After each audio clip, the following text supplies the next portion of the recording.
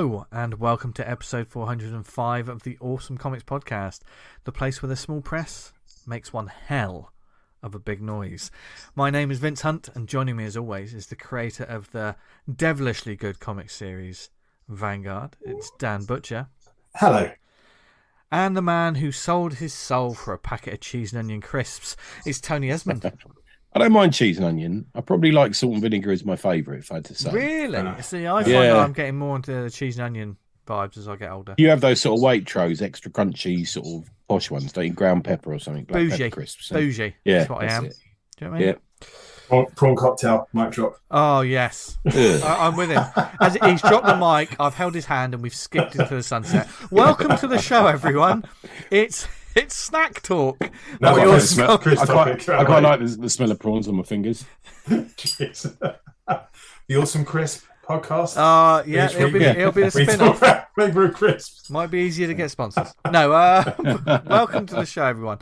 Of course, it's another week of talking comics, and this week we have a topic that is going to be devilishly good fun because we're talking about, well, some people say that we sold our souls to the devil to get to 400 plus episodes of this show, but there's some comic characters out there who may have done the same to they've got a podcast as well.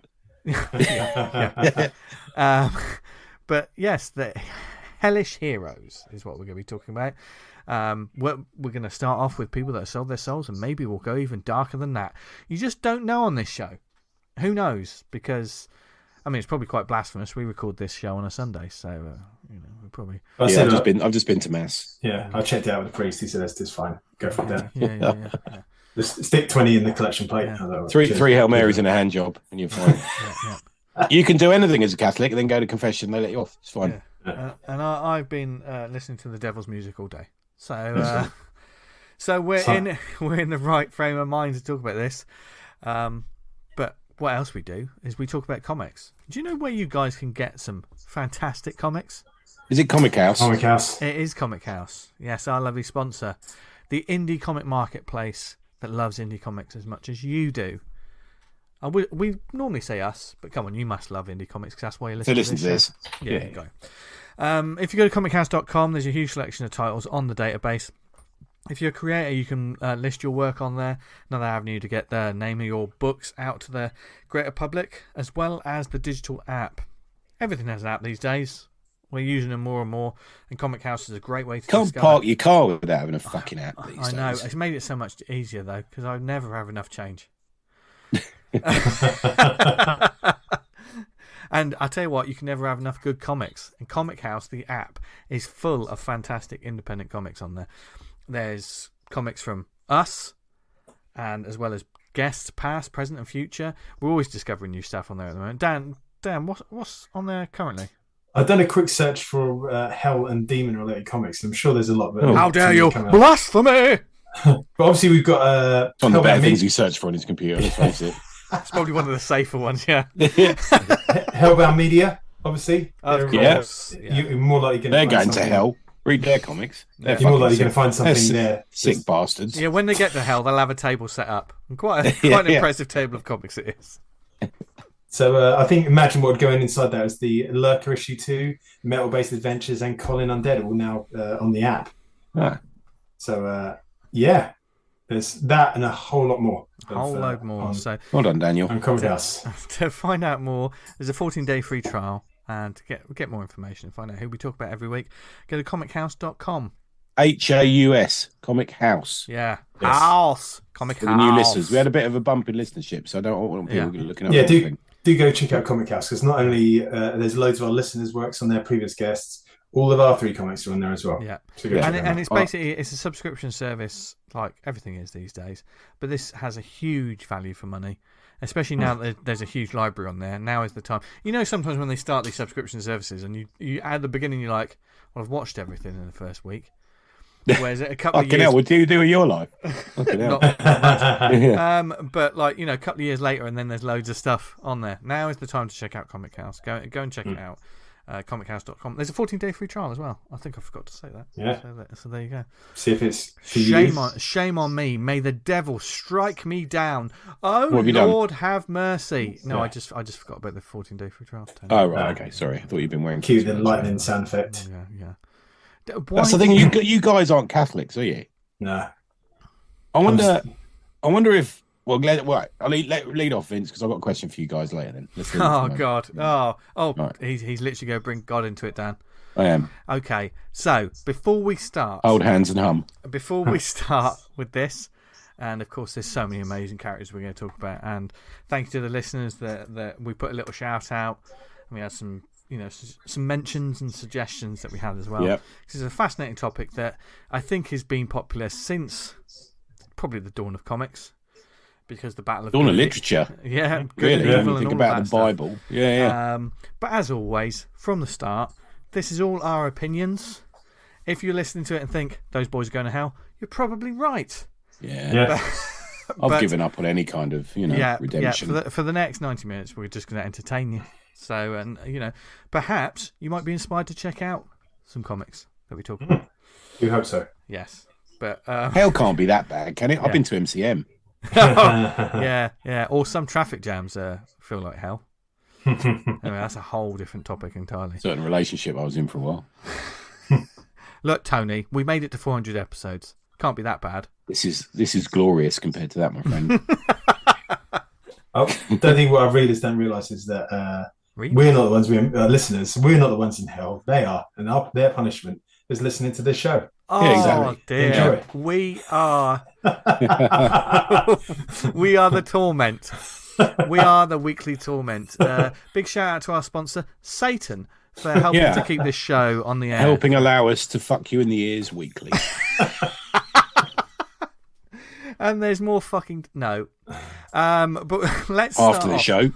Let's start off. I've got a cold, by the way. I've got a funny voice. Got a cold. Yeah, you know what that is? Why? Because you're a devil spawn. All jokes aside, so it was like Hell's Heroes, isn't it? Hell's Heroes. Heroes. It's gone a little bit bigger than that, but essentially that's what the starting point's going to be. Yeah, we sort of wandered around, didn't we, around the subject a bit. Yeah, because dark comic book characters have always been a thing, as Tony said, since literature began. Even before that, but when stories, it was always good and evil. But the world has always been interested with heroes that make a deal with the dark, work with darkness. It's a fascinating concept that's always been sort of on the books, to coin a term. Literally. And certainly there are some heroes who have made some devilish pacts, signed their name in blood in order to get powers or to save a life or to do all manner of things. So I'll start off with kind of a broad question to start us off. Okay. And it's just about like that concept in general. The hero, heroine, whoever signs their soul to an evil force to get power, to become the hero. Why is that been such a long-standing and popular tradition in comics, do you think? Yeah, it's an interesting one. I think historically, if you were a hero, if you go back thousands of years, it's because you killed lots of people, isn't it, really? A hero in battle or something like that, really. They didn't really have heroes who were carpenters back then. They didn't really appreciate the work. Well, you was the last one standing, so you wrote the history. So essentially you were a bit of an utter bastard, weren't you? Because you were basically a hero because you killed the most people. Killed and maimed people. So there's always been an element of being, you got to be a little bit of a poacher to be a gamekeeper, haven't you? There's always been the element of good people got to do bad things.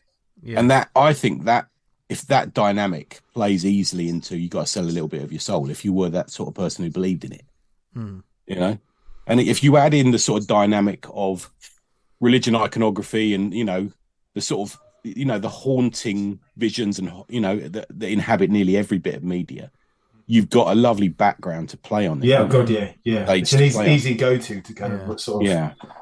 It's also that kind of redemption arc of sorts when you get someone going to the absolute extremes of doing this to go being hero. There's the juxtaposition of fucking evil. Now they're going to be a good guy. It's a good man pushed into doing a bad thing. Yeah. Do you think there's something to be said as well that entertainment-wise, sometimes the goody two-shoes, that's a poor term for it, but those sort of cleaner than clean heroes, there's only so much entertainment you can get out of that before someone turns around and says, well, Superman's boring. Do you know what I mean? The apple pie and people say that. Yeah. They're whiter than white. That's what, these days. It's the, Superman's a big boy scout and Batman's the ultimate badass. Yeah. And I tend to think people probably sales certainly say this. People tend to appreciate Batman more than they do Superman, although they both lasted, Yeah. But do you think people like the idea of like the hero, the good, kind of having that bit of darkness? Because sometimes when you have these heroes, and you have a Captain America, you have a Superman, that's an ideal. That's something that people like. I can't be that because that's perfection. Does that make sense? That. I will never be Superman, but I can identify with this person who wants to do a good thing. They're just having to, they're more, dare I say it, more realistic. I know it sounds crazy, but it might be a bit more cynical in the fact that when you get these pictures or kind of you find out these people who are kind of angelic. They invariably find out that they're not, and everyone's got a fucking skeleton in the closet or cupboard, and they're not quite white and white. Do you know what I mean? So when you've got this kind of character, it made me think, well, that's totally believable, like you mentioned, Vince. It also plays a little bit into the sort of cynical world that we now live in. Where, yes. Maybe 100 years ago, Superman would have been the more interesting character, and Batman back then was more of just a straightforward good guy, wasn't he? But we live in a cynical time now, don't we? Where the bad boy image is the spice in the meal that makes it more interesting. Yeah. And these deals that we talk about, they're always well, not always. I don't want to speak for all of them because there's probably millions that I don't know about, and the listeners, you'll probably shout at your iPods or your phones or whatever by the time you finish this. But the majority of them, someone is in a bad position or scared or fearing for their life. Usually, a classic one, they're just about to die. When someone says, "Do you want to live?" It's that survival instinct, which touching for it, the evil takes advantage of, isn't it? And I guess it's the way that the story, whatever character or story you're telling about is framed. If it is that they've got literally no other choice but to take this faustian pact, or that they actively seek it out to better themselves in some way or other. What do you think is the most popular story avenue for like comic book tales of deals with devils? What do you think is the main motivation? Granted powers by a demon or the devil. Yeah, I think that's quite a common thing. For what purpose, though? For what purpose? Well, not necessarily anything really, but for something to do on Earth. I think generally to by the underworld to be on Earth and do something. Everything from Blue Devil, which was quite a humorous series, wasn't it? Don't forget, he started out as a stuntman in a costume, and then he actually got turned into a demon. Right. Okay. Through to the sort of darkness of Ghost Rider and Gravel and all these sort of characters. I think it plays into the fact that it's an easy go-to for a dramatic setting. Yeah, it's an easy thing to play around with as a stage to put them on. I mean, you got the ultimate bad guy in literature, or at least with the devil, and what more can you do for that? You have to go something to beat the devil in that. Yeah, but there's also that element, like you say, guys. It's the redemption. There's that hope. Because if you've created this character and it's written well enough, people will get a kick out of seeing the powers and seeing the cool costumes and because that's also why we're here, isn't it? That's why we pay our money to see these badass hellfire heroes. But there's also that hope that they can get out of it. Do you know what I mean? Kind of. Because and of course the other thing is, guys, it looks fucking cool. Yeah, that's one of the big. It does. The devil made rock and roll, man. Do you know what I mean? Yeah.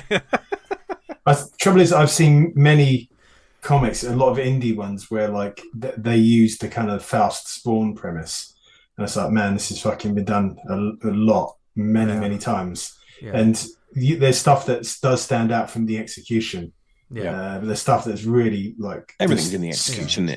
Stock. I've come back from hell to do this, and it is a go-to for the most schlocky bullshit storytelling, isn't it? Sometimes, and I think starting off with like independent comics. Independent's a strange term for those early days of Image, but certainly let's take Spawn because it's the classic.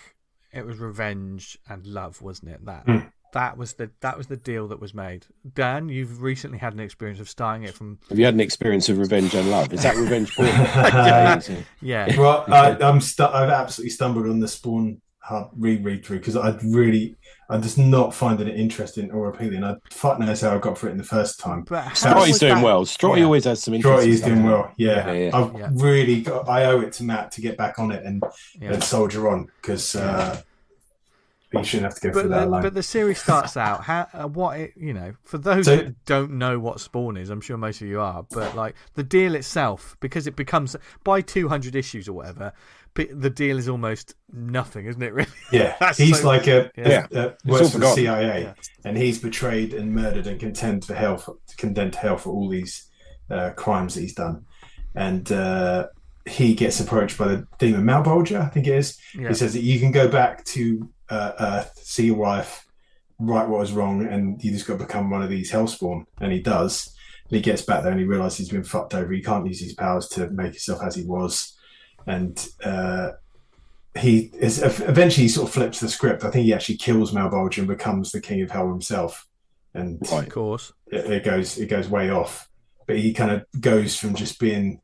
I think you won't find many people who kind of know that Spawn was pretty much a fucking rip-off of Faust by Vigil. It's pretty much the same story.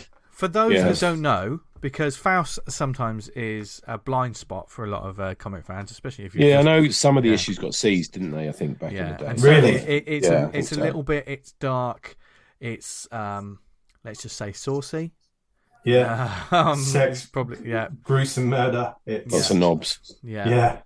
But Faust, though I've never read any of it. Is it like you say, Dan? Is it pretty much the same sort of deal?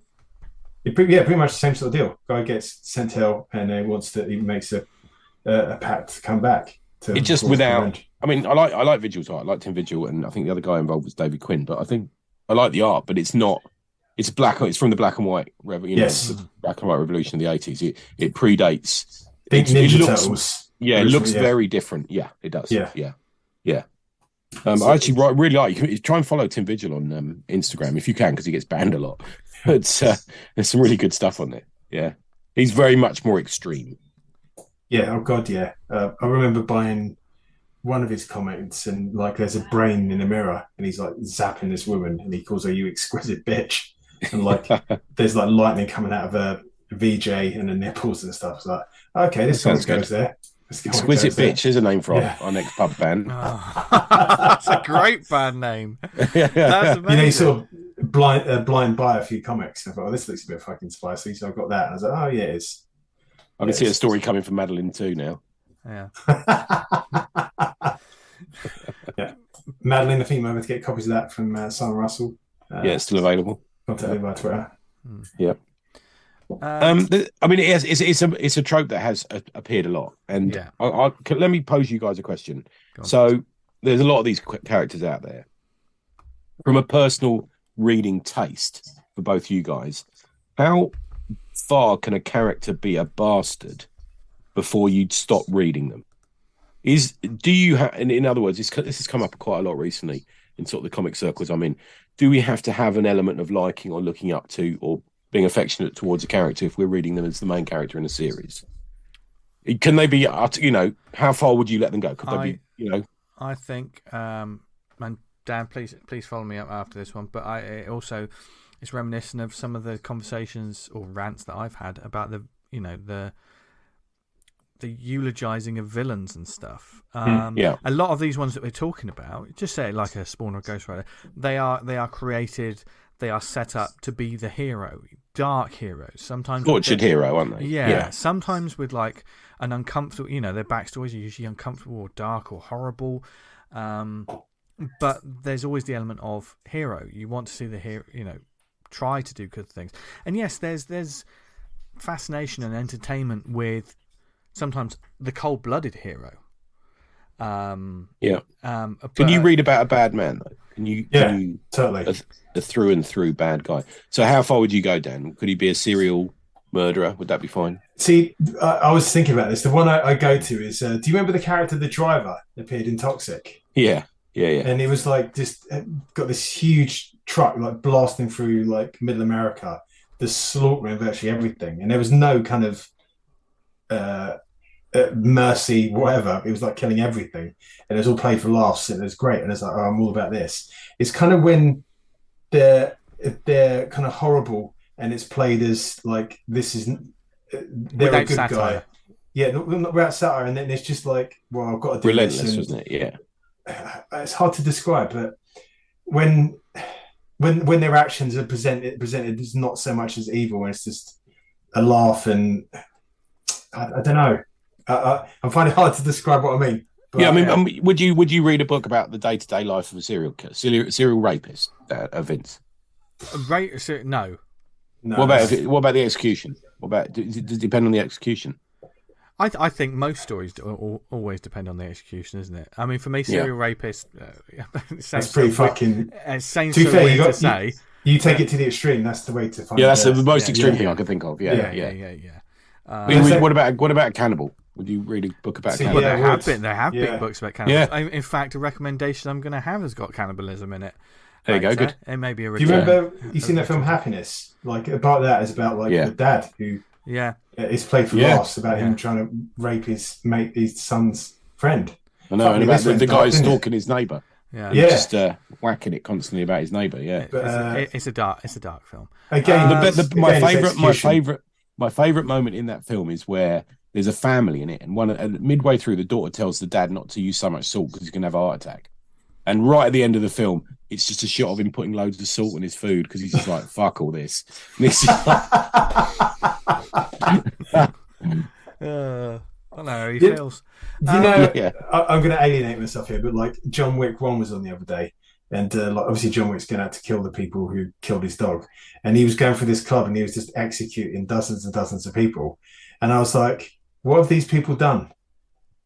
Like, they're hired people to kind of stop someone like you running through the club and just gunning people down. Oh, they were there, Dan. No, I just like guilt by association. Shut your dirty mouth. It's that whole Clerks thing of kind of like there were people working on the desk are getting blown up. But I was kind of like, if they were like really horrible gang members, fine. But like these are people working at nightclubs. Like, let's go. Should you fancy going clubbing tonight? Yeah, let's go. Yeah, and it's like bang. John Wick. Well, to be fair, it's not the clubbers. He's not just fucking mowing down. No, he's gunning down like the. The woman who works on the coat stand. It's. I don't know. At that point, I was kind of henchman. Like, I think that's it's just. I can't really get on board with this, and I'm all about fucking people getting mowed down in films. Well, I respectfully disagree, Dan, and you're talking shite. But no, I'm only joking. I'm sure many people do not sit. I'm willing to read a book about pretty much anyone, as long as it's done well and done in an interesting way. True. Yeah, it's all about like the execution, isn't it? I just think we need to get away from this. Like, there's no one to look up to in this book. Well, how long? Where's that rule been in fiction? For the history of novels, where's that rule been? There's loads of protagonists that are absolute fucking monsters. 2000 AD built their reputation on it. Yeah, but the problem with a lot of like modern comics is as well, they're sort of picking some of the wrong characters to sort of make them seem like heroes, and that's not really the point. Because as you talk about, like the old 2000 ADs and some like the real satirical writing, it can be handled well, can it? It can look at it in a lens. Torquemada is the best person to read. He's really interesting, but he's a fucking monster.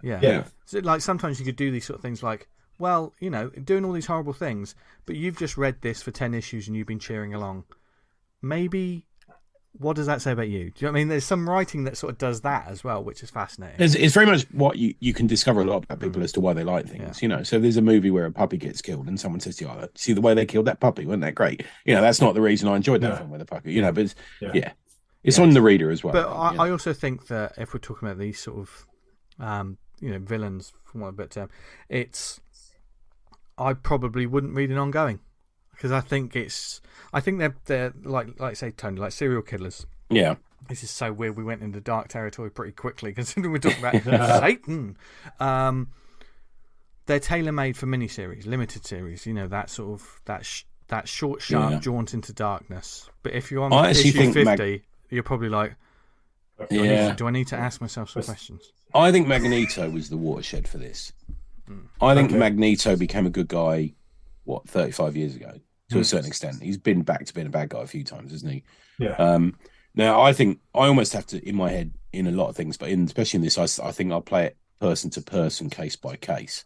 I think some villains, the Red Skull, Thanos, all the obvious ones should remain villains. But I think he was written, especially by, I know Claremont sort of developed this theory, didn't he, about the whole the Holocaust and stuff like that. And I think the door was opened for him in a good way. But I think then they decided everyone should be relatable from that point onwards. Yeah, fair enough, you're going to do that Magneto, but the whole point, I thought with it, we mentioned this on villains before, is I can understand where you're coming from, but the way you're addressing the problem is the wrong way to go about it. So Magneto saw the issue of like the persecution is like, right, I'm going to fucking stop this. But he fucking went too far, and it's like mutants first, and everyone else should be in the fucking ground. Yeah, do you know what Magneto I mean? was right. Yeah, that's the way the kind of he swung too far. You can understand his motives, but I know they've kind of like rounded that off because essentially what he's fighting for is. Have you read that miniseries where he's in the Warsaw Ghetto and he goes into the Auschwitz? No. It's one of the best comics ever made, genuinely. Okay. Yeah, I genuinely think it is. It's just an amazing book. And he becomes, I think he's probably my second favorite X-Men at this point, because he's so interesting and multi-layered. But some of them it just doesn't work for. I'm going to probably people hate me this, but I feel the same way about Venom. I'm fucking bored of that geezer. Oh no! I mean, Venom's been added to my list of if I don't see that character again, I'm quite happy. Yeah, I know you're going to see he's non-stop there at the moment. Has been for like 5 years actually. Symbiote. An event. They got like another symbiote thing coming out this summer. It's like why are you doing this again? Yeah, it's another symbiote thing. Can you try something else? Loads of ideas. I think Nick Bryan likes him, so I'll give him a bit of credit because I didn't mention. But yeah. Another question then: do we see a difference in the way in this? Let's call it a trope of the redemption arc or the granted powers by the devil. Do we see a difference in the way that men and women are described, treated, told about in comics? You mentioned this, and I fucking struggle to think of many good examples of this. There's a couple in the sort of Sabrina universe. Right. Okay. There's a couple in the sort of Buffy comics universe. There's Scarlet Witch kind of gave into the dark side, didn't she? Yeah. I think during that, I mean, I can't think of. I mean, yes, I think there's a massive difference in the way it's handled. I think it, but I can't think of any characters, which is a shame. I know there's certainly, come on, during that mid to late 90s boom, there was surely independent ones that just took the Spawn angle, and all of a sudden, Lady Death, man, Lady Death. I know, I mean, I actually think the main difference is the coverage of clothing. Yes. I was about to say that. Yeah. Totally. Or as I said, no, WhatsApp chat, boobs. Yeah, there's definitely a female version of Faust. Yeah. There's got to be a female Spawn, isn't there? I'm guessing. More than likely. Yeah, it must be. Yeah.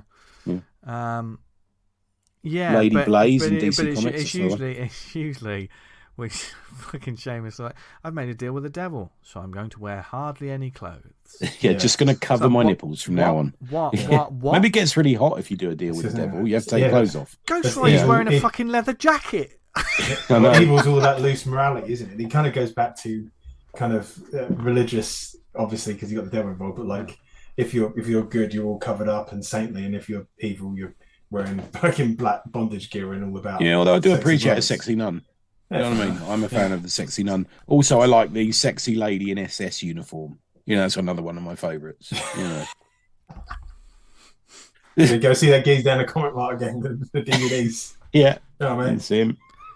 You got him on video of someone being killed. Yeah. So what? You got any videos of people being bummed and killed? What?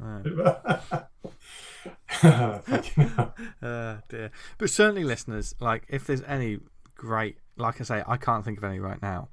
I haven't read any standout examples of it. Yeah. So if there is, please let us know. As always. I mean, it's all that you got the Vampirella universe, Dracula, and all these, the Satan 7 and all this sort of thing. There's all these not Saint Seven, what are they called? There's a little team that are associated with Vampirella. They're all sexy ladies with barely any clothes on, and they've all made a deal, stroke with a vampire stroke. I mean, that's the thing is, vampirism is essentially a parable for Satanism, isn't it? You're giving in to the badness, aren't you? These women who sort of suddenly are hypnotized by Dracula and they give in to it. There's a lot of that going on, isn't there? I watched Captain Kronos today, actually, funny enough. But nice. Yeah. Should we gather a few examples of characters with this kind of trope? The use of this trope. Obviously, we mentioned Spawn already. Faust. You got the demon Etrigan.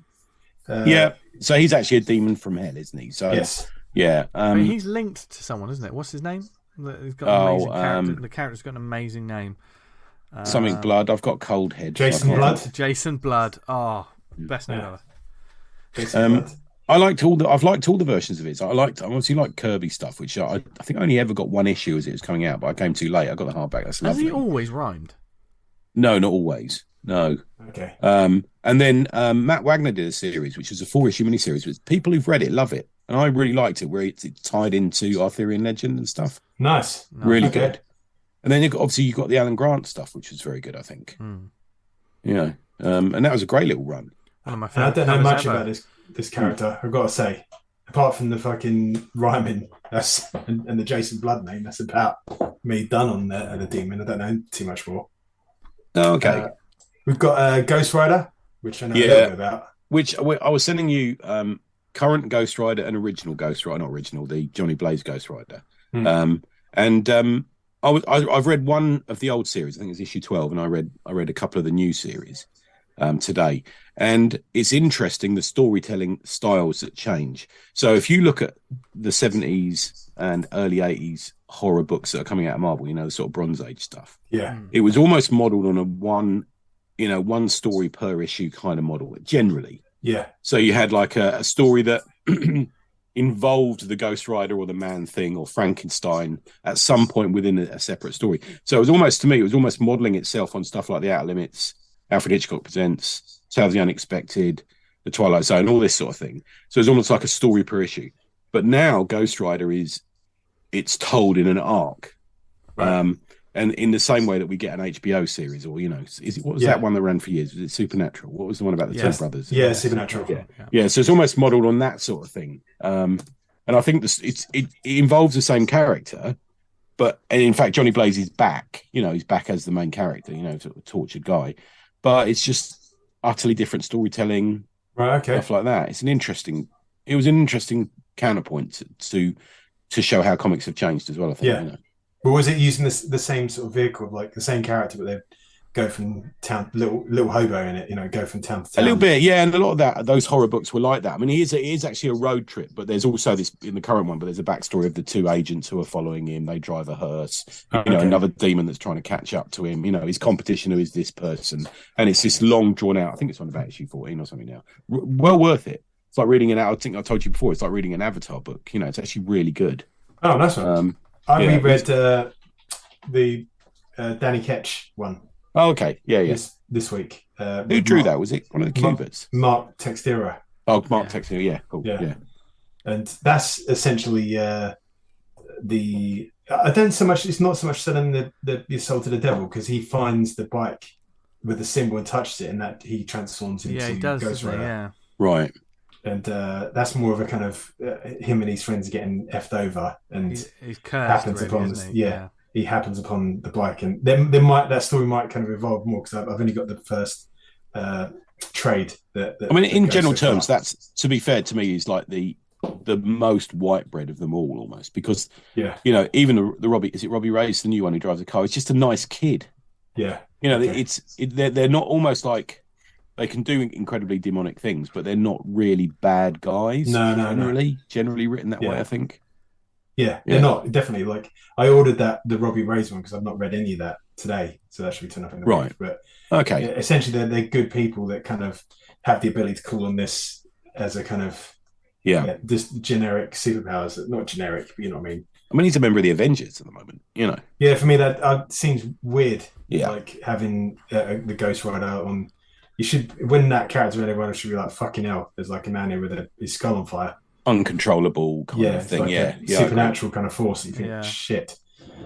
And I got a feeling he was in the Agents of S.H.I.E.L.D. TV series, wasn't he? From my memory. Yeah, he was, yeah. Yeah. I don't think I was watching that point, but I did see some screens and I was like, oh, that was good. They've done Yeah, it very did well look there. good. Yeah. So what other characters? I mean, the obvious one is Constantine, isn't it? Yes. Hellblazer. And him selling his soul to the devil. And I mean, he walks a little bit further down the road of being a bit of a bastard, doesn't he? Yes, definitely. But the more we read of him, when he started out, when he started out in Swamp Thing, you sort of think, who's this fucking dodgy bloke? Yeah. Well, he's a Mickey Mouse, isn't he? So he's going to be dodgy. That's a Scouser. That's a Scouser for all our international listeners. But he does occasionally surprise you by doing something like really outrageous and think, cool, that's a bit nasty. And then we were talking about it before we came on, but there's that moment in the storyline where he gets cancer, where he plays 3D. He sells his soul to 3 demons at once. So they have to, no one can claim his soul at that point, which is this, he always has these clever sort of cons, sort of scams, doesn't he, on the go that are part of it. So he's more, for me, walk down the line of being a bastard than someone like Ghost Rider almost. There's almost like a sliding scale sometimes. And I think Vertigo discovered that rich pool of finding people who are morally corrupt in some way and using them as central characters for their comics. You got to look at something like Scout or something, Yeah. Loveless or something like that, We had 2 examples brought up by our good friend Simon Russell, who's the founder of the Madeline zine. You can get it from him. Yeah. Simon @_@Boing. So let me do that @Simon_@_Boing. Temptation by Glenn Dakin. Yeah, Glenn Dakin. I like his stuff. Diggs Inferno by Ty Templeton. Yeah. Alan Henderson mentioned the Demons, and we've got Matt Strott who said One More Day. Yeah, One More Day is a funny one, isn't it? Where you've got like a very sort of stand-up character who basically sells himself world knowing that he's Spider-Man. And thus save his family, isn't it? That's essentially, is that right? I mean, that's I think wasn't it Aunt May? She got shot. Yeah, and he has to sort of do that to save, but like it would wipe out 30 years or something, and no one would remember who he was that he's revealed himself to. And yeah, I think the deal with the devil at that point was done by fucking Joe Quesada, wasn't it? Never mind the character in the comic. Right, yeah. That was one of those, right, we just need to retcon all this. How can we do that? No, deal with the devil. That's think of where they reveal the superhero's identity, and then they go, actually, we're really limited on what we can do. Oh, no, we're in trouble now. Yeah. We've got to walk this back. I mean, you're not limited, but if you want to keep Spider-Man being Peter Parker, living the same life, comic to comic, do you know what I mean? You've got to keep that secret. If you want him to kind of, the story to go for wacky directions, you can reveal his identity and kind of actually deal with that. But it was a great moment in Civil War, but it had consequences, didn't it? Yes. I think that about a lot of things. I think that about the current X-Men situation at the moment. How are they going to walk that back? Yeah, because they're going to have to walk that back at some point. Yeah. I see that as inevitable. Yeah, me too. Like I said, it should be black, as all good comics start out black, and then someone gaining consciousness and realizing something's not right, and then you see Wolverine's claws come bursting out of some horrible egg sack, and he pulls himself out, and he's under Krakoa, and the Krakoa's been feeding off the real X-Men characters. Oh, okay, so Krakoa's the villain, yeah. And all the people on the surface, the other X-Men, they're like pod people, as it were. And Jesus Christ, story's done. Yeah, spread that out across fucking 30 issues a month. Yeah, so just then you have loads of X-Men fighting one another. 2 more hardbacks. It's fucking done. And then Krakoa's the bad guy. Get back to the status quo. And all that shit that happened never happened. I know, sorry, I'm shitting on the X-Men again. I know it's that time of the week, everyone. It's that time of the week. Somebody doesn't read X-Men anymore. Yeah. Also, Punisher Born. It's not, or the current Punisher. Specifically mentioned that it's... I like the one in Born when kind of you don't know whether that's actually happened or that's Frank just thinking about it in his head that this is what's going to happen. Do you know what I mean? I like the ambiguity. Well, the current Punisher is basically a story about selling his soul to the devil, isn't it? Because he's basically sold his soul he sold himself to the Hand, isn't he? So that he can bring his wife back. Yeah. And try and bring his kids back. And I mean, that's that again, isn't it? So they're like you say, man, they're going to have to walk their way back from that at some point very soon, I think. Yeah. it's like Spider-Man bringing Uncle Ben back to life and stuff. And so, I wonder if it's just one of those boxes you can open during a Marvel summit or a DC summit. We go, what are we going to? Oh, let's have someone sell their soul to a devil now. Let's do that. Yeah. And done that for a few weeks. Yeah. Do that again. Yeah. Well, like Frank did it when he comes back as an angel, and someone saying this is really good. I was like, I remember buying that issue, and it's like, I hate this. I hate it. So the first comic that came out from Marvel Knights, everyone forgets about it. Yeah. Everyone forgets about it. It was shite. For good reason. Yeah. And then Garth Ennis literally wrote it out of existence with one paragraph. One panel, one paragraph. It's gone. Great. That's what you do. It's like, there it's gone. Yeah, like, we don't need to worry about that anymore. It happened, and let's move on. I was going to say, generally these tales, they kind of go two ways for me. You either the person who finds makes the deal kind of like and manage to wiggle their way out of it or find some way to make it work for them, or they get absolutely fucked over and they lose everything. I don't think we see too much of those stories in comics with the main protagonists for obvious reasons. Maybe you could say One More Day, Spider-Man still sort of suffering that, but yeah, do you know what I mean? Like yeah, a lot of these sort of deal with the devil's kind of thing. They really just lose steam after the initial concept or conceit. More so in modern, like back in the day, like the Bronze Age or Golden Age, the Silver Age. It was like, all right, here is the conceit that gives them powers. All of a sudden, you got 100 issues of this character just doing one story comics. Yeah, wonderful. But when they're trying to build these bigger narratives out of them, these serialized narratives, they seem to struggle under the weight of it. So much so that it's like, right, what can we add to it? And a lot of the time, you end up getting supporting characters introduced that just aren't very good. A lot of the time, we talk about supporting casts for a lot of comics, don't we? Because that's usually a big strength for a long-going series. But are we talking about how good the supporting casts are for, like, Ghost Rider, like the gallery of villains for Ghost Rider? And Tony, I'm probably looking at you for this. What are some of the big ones? How many have you got? Well, you haven't got many for Ghost Rider. Like, is it the order before you get into the super villain territory? Yeah, no, I think the thing with the Ghost Rider, especially at the moment, and when you talk about supporting cast, is because they're trying to arc it over a 12-issue story or more. They're padding it with secondary characters, so it's almost a comic about the Ghost Rider, but also about these two agents who are chasing him, and it seems to focus in on them almost as much. Yeah, And I think where we'd have a villain of the week or something like that previously, I'll just pull out my Ghost Rider issue 12. What is it? The Phantom Eagle flies again, so he gets attacked by a World War I fighter pilot in that one. It's that'll be done that issue, wouldn't it? You'll have read that. That'll be done that issue, and then move on to something else. But this one, the villains and the supporting cast last. I think I'm reading S-Force at the moment. The villain in that seems to be still going, and we're like 30 issues in. See, for me, like, and I'm just synopsizing off the top of my head here.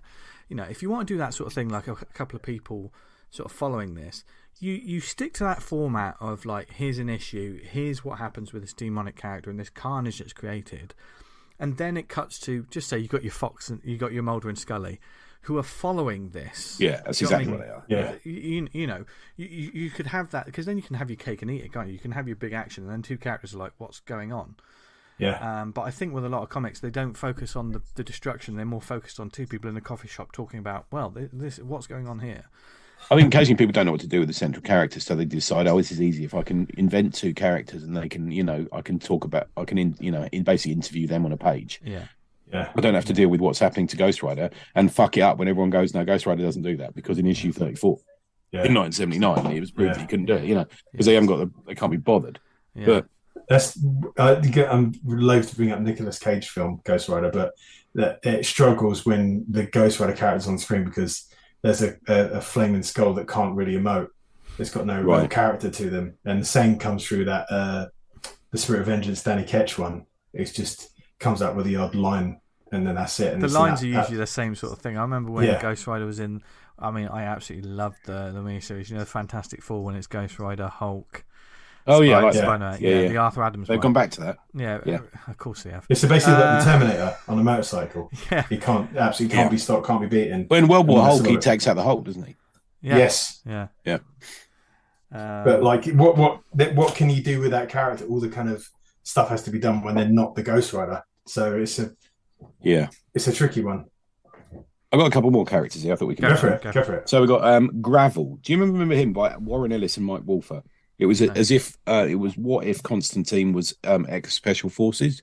No, I don't remember that. No. Actually, I do vaguely remember that. Yeah. It was like Avatar had. Have Avatar gone now? I think they've gone, haven't they? I think so. But they had some really interesting stuff. Really, people, they had like Moore and Ennis and Ellis and all these sort of people, Milligan playing in their sandpits, But Gravel was basically. I kind of got the impression that Gravel was what Ellis would have done if he'd have been given Hellblazer and said, "Just do what you like." There's a bit of that going on, but and it had a bit more of a sort of underground feel to it. Another one by Avatar that I was looking at earlier was Chronicles of Wormwood. I don't know if you remember that. It's by Garth Ennis and Jason Burrows. That was the first book of that's fantastic. Really good, yeah. And it's what if the Antichrist? So it kind of plays on the opposite. Decides he actually quite likes mankind. Yeah. So he comes to Earth. He's born on Earth, and obviously his destiny is to destroy Earth. But he kind of thinks I actually quite like him.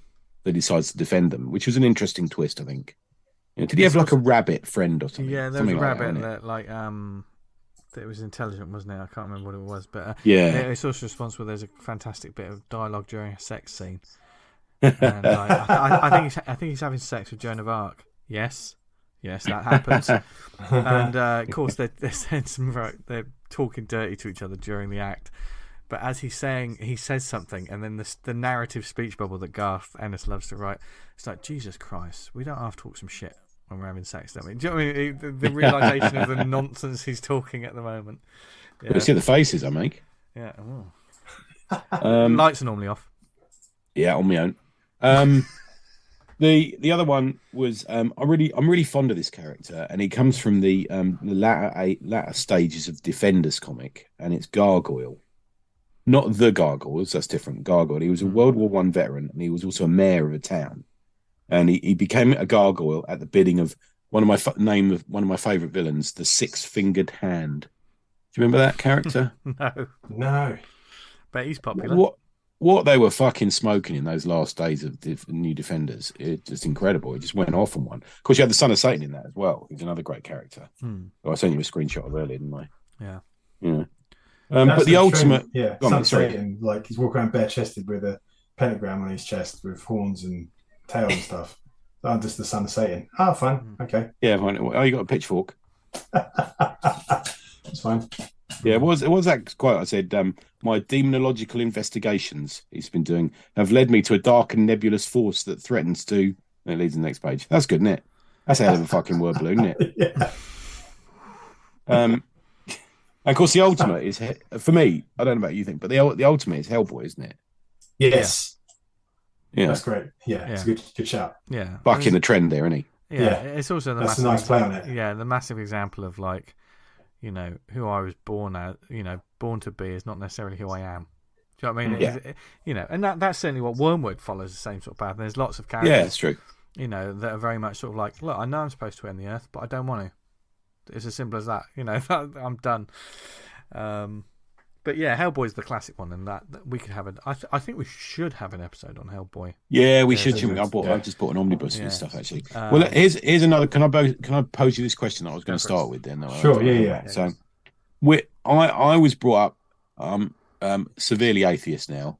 Strongly an atheistic person, but I was brought up in a strong Catholic environment, Catholic boarding school. So. And I think we're happy to say that we're probably all from a Christian background, the three of us, aren't we? Very general Christian background, yeah. Yeah, and we're in a country that is, a generally described politically as a Christian country. A lot of the stuff we see on television, and it's decreasing year on year. Rapidly. Yeah, there's a lot more atheists in the UK than anywhere else. Something they reckon, rightfully so. But when we read this stuff, because of our background? Because of both the weight of knowledge, but also the impression it made on us when we were younger. Do you think it has more of an effect on us than someone who might be, pick a random religion from elsewhere in the world that doesn't have this sort of satanic imagery? I understand. I think if we went the world over, you'd find similar tales of people selling their souls for whatever. But do you think there's a supernatural country entities. where people were brought up atheist or something? You know, do you Yeah, think they would have it? Would do you think it would be as interesting? Is what I suppose I'm thinking. I think the narratives of darkness are interesting anyway. I think. Yeah. well, this kind of brings around to that kind of the big question that the more kind of philosophical aspect of it is that at the core of these stories, it's about sacrificing something to attain something you want, but taken to the extreme. Yeah. So everyone can understand that kind of idea of sacrificing something to get something you want. But we've all, I don't know, sacrificed certain elements of our family life to get on with work. You have to We've all sacrifice work yeah. harder. I've got to sacrifice time and effort to go down the gym to get fit. Yeah. You got to make your sacrifices. And it's just like when you gave up porn. When you will. Stop performing in it anyway. Yeah. But you know what I mean? Like, kind of, I think everyone can kind of like get on board with this and sort of say, well, yeah, like there's certain things you have to give up to kind of achieve stuff you want. But when it's that ultimate, you'd fucking sell your mum down the river for something, it becomes like an interesting concept of how far will you go? Yeah, it's interesting, isn't it? That's one of the sort of anti-theist theories is I act as a good person not because I think there's a sort of a cosmic overlord watching me who will punish me if I don't do the right thing. You know, we actually act and do the thing right because we believe it to be the right thing in the time and at the moment, you know, generally sort of thing. And I always find it like fascinating. Like one of my friends who's a writer, very much an atheist, very much. Yeah. But he's always fascinated by, you know, these deals with devil's characters. You know, the you know, hell and we can suspend our disbelief. Because it's narrative. It's a morality play at the end of things. Yeah, it's essentially what it is. It's a morality play. I think speaking about what you're saying, you brought up as well, Tony, the fact that, like, you know, Catholic and Christian, and a lot of these characters that we're talking about here do come from that sort of view. Yeah, they do, don't they? So one thing that we probably we don't see enough of, or would be very interested to see more of, is hell from other countries. Do you know what I mean? Would it engage you as much? That's what I'm interested in thinking. You know, there's like because you haven't got the I think it's very much about you have to open your mind and broaden like what you're reading, because I'm going to bring it up again. Manga, for instance, there's a lot of Chainsaw demons in that. Yeah, Chainsaw Man's demons. It's not demons in the conventional way that a lot of the people, you know, if you're reading Ghost Rider and things like that, the manga comics and, like, you know, all of those books, the demons are very much different kind of representation. I mean, does it hit you as an inquiring, inquisitive mind, or does it hit you on more of a gut level when a character in a comic says you're going to hell for that? You know, because it almost hits me in, you know, I know there's no such place as hell, but it almost hits me in the guts and I think, oh God, I remember when I was a kid and I used to think, you know. Oh, okay. I think it doesn't have that effect on me. I think because of what it is, you know, the good, the bad, heaven, hell. All depends on execution as well. Such a broad term that if you just say to someone, you're going to hell is viewed differently throughout the world. I don't know. Do Buddhists have hell? Because I don't know. But I think you've got a bit more to the weight of the religion. I'm interested in finding out about it. But certainly, it's such a broad term that all you have to do is say that, and worldwide, it's understood. Do you know what I mean? Like, yes, it is. Yes, It's a shortcut for a lot of things. You know exactly where you're going with it, and I think that's why sometimes a lot of these books, they skirt around the real details of hell, because you give away too much of hell, and you know, you show too much, and people just immediately think, oh, that's not how I see hell. Yeah, I mean, we play on it in Atomic Hercules because we have the 42nd level of hell, which is run by Jeremy. And if you used to listen to Baboonsville, we used to say all hell Jeremy at the start of every episode to pretend that we were sort of the version of Satanists, just to sort of take the piss out of people who actually fucking do act like that. But the 42nd of hell, which is obviously, if you reverse that, level 42, which if I have to listen to them in a car, I find that to be a hellish experience anyway. But that character is... Oh, come on, that's a tune.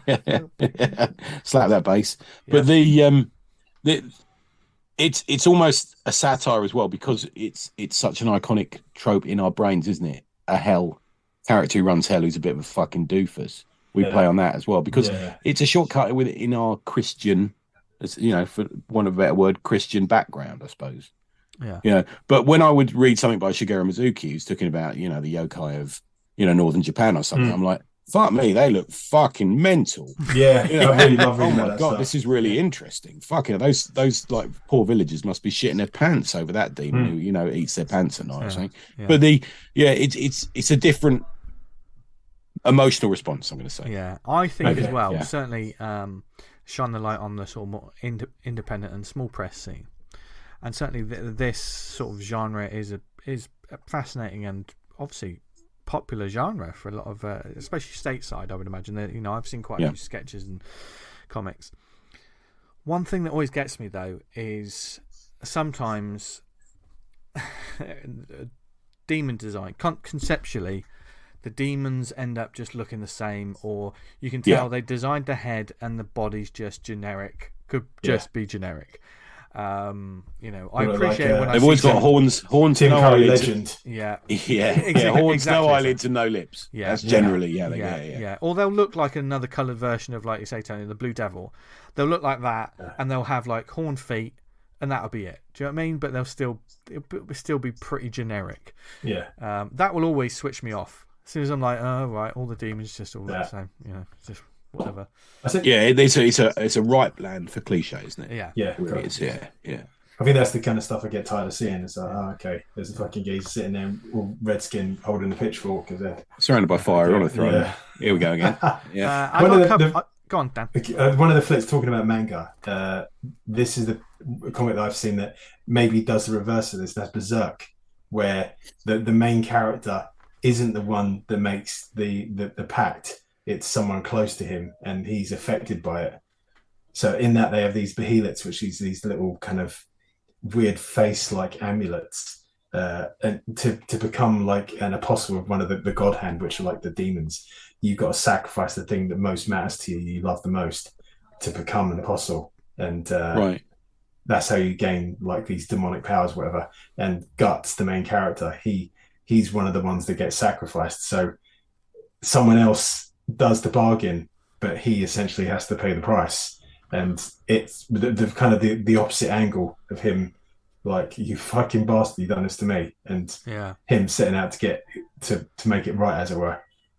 Yeah, it becomes more of a revenge tale then. Kind of thing, isn't it? But then again, a lot of the ones where you're taking these packs, there is a lot of revenge aspect, and that's another topic where I think the world over, who wouldn't be on board, who's not on board with a good revenge story. And that when you boil it down to, the whole thing has to work because it's all around just a basic conceit. Like, what is an emotion that's so strong that it will stop you from thinking for a second and going, hang on, this isn't a very good idea. Because let's face it, all of these terrible ideas.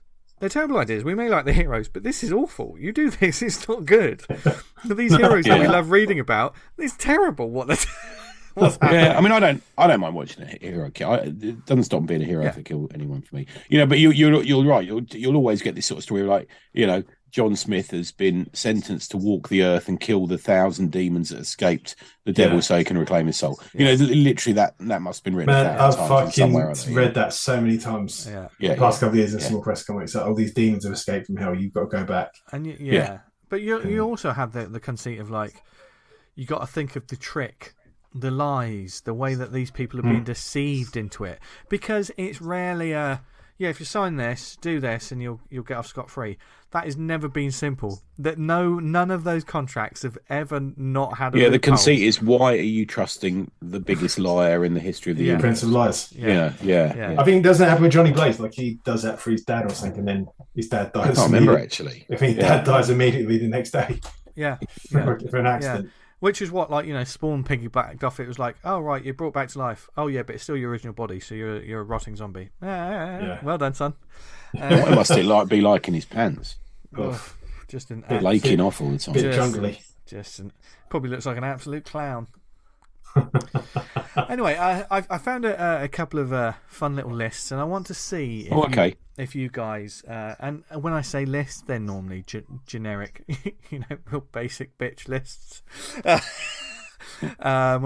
10 most powerful comic book heroes with demonic origins. Oh, interesting. Right. Yeah. Okay. There was 2 separate articles. One of them was that, and the next one was the 10 best demons in comics. Okay, Right. which is I struggle to think of 10. But this is 10 most powerful comic book heroes with demonic origins. I'm going to run through them. Let me know if you agree with their placing. Okay. Okay. And also, like, to start us off, I'm not. Some of them are a little. I say it obscure to some people. Number 10 is Kid Devil. Do you know this What's one? that? Teen Titans character? It's started off as a sidekick for the Blue Devil. I Oh, believe. right, yeah. Yeah. Yeah, wasn't he in the Teen Titans at some point, I think? Yes. And he met Blue Devil. Okay. Essentially, he's a sidekick. He's a devil sidekick. So that's That's a number bit 10. niche, isn't it? Yeah. Number 9 was Spawn.